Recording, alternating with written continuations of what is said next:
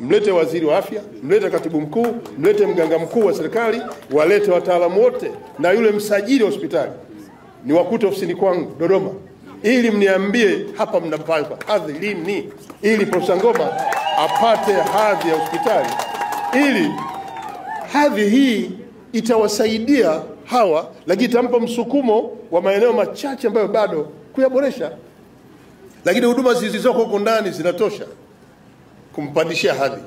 Hebu harakisheni hicho kikao. Sasa mnakuja hapa mimi nateseka, nafungua jiwe la msingi eti kituo cha afya. Mmenitesa. Maliza hatua iliyobaki, ipewe hadhi ya hospitali. Kama kuna eneo mnadhani linahitaji kufanywa maboresho, mshirikiane naye.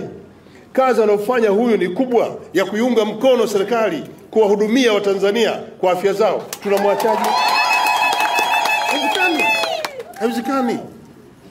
Huyu mtu ametenga bilioni 5, kajenga jengo kubwa, amejaza vifaa huko ndani, ana watumishi wa umma, ana watumishi ambao amewaajiri, ametusaidia serikali kuajiri, na huduma zinaendelea tena za hadhi zaidi ya kituo.